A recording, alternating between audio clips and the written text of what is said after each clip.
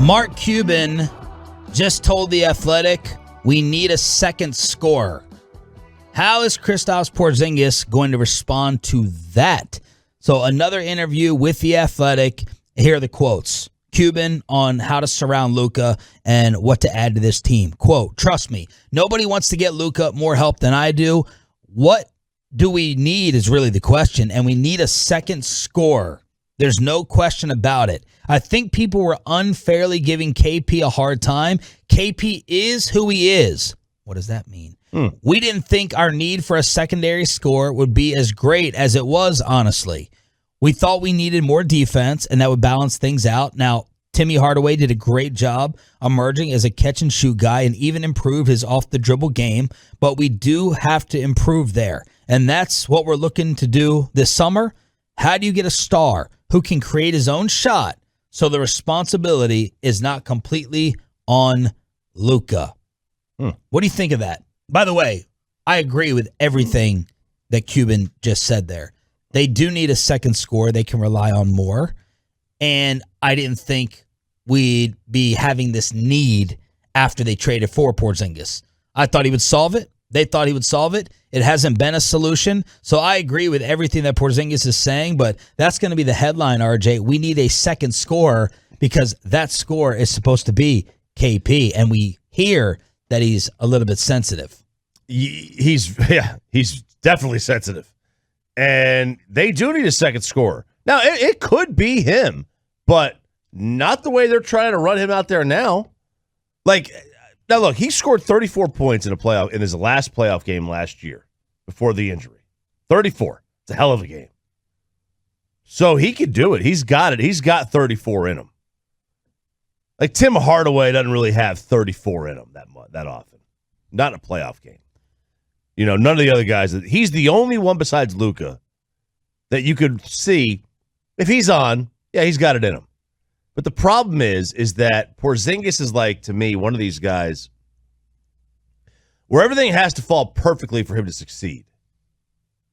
Right? Like, yeah, you get in the ball. He's always open. He always has a shot. Yeah. But he doesn't view it that way. Dirk had this problem, pre-07, 08. If you were a smaller guy, you could give him fits. Yeah. The Warrior series. This guy's a 6'7", ruined. You gave him fits.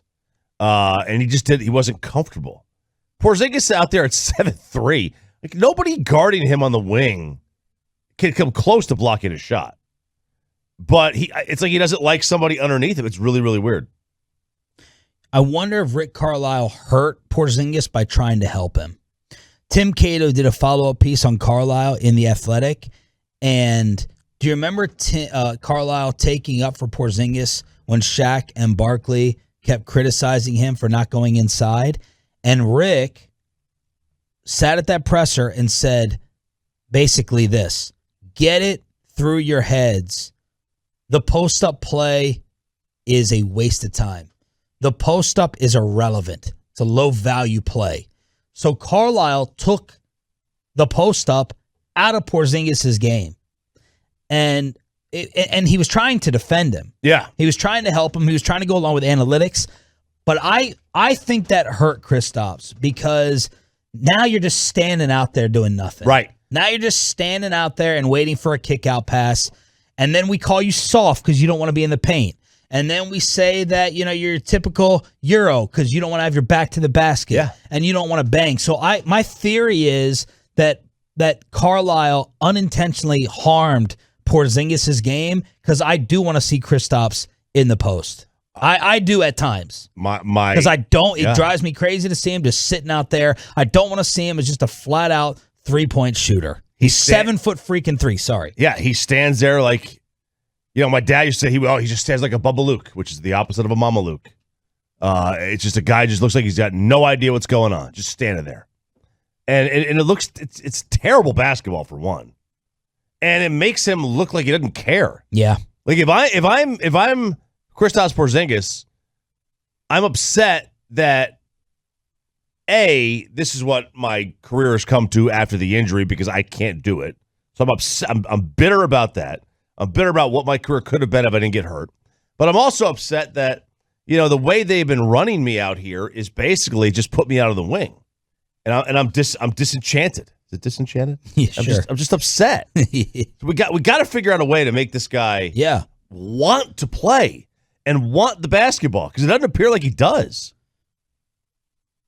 How will he respond to that comment? What does that say? Cuban says we need a second score. That says a lot. To me, that's a very powerful, large statement. I'd like to think He could have said we need another score. Another score. He should have said we need another score or another ball handler. But a second score, that isn't maybe unintentional. That's a direct shot at Porzingis. I have no idea how he will react, because the narrative on Porzingis is that he's soft. I don't know. I don't know how soft he is. Dude got in a bar fight in Latvia. That sounds pretty cool to me. Sounds pretty hardcore. So I don't know how soft he is, but the narrative, we know what it's going to be like. And we know that mentally this guy just seems to check out sometimes. Yeah, he's bitter. He's Pippen bitter towards Luka's MJ.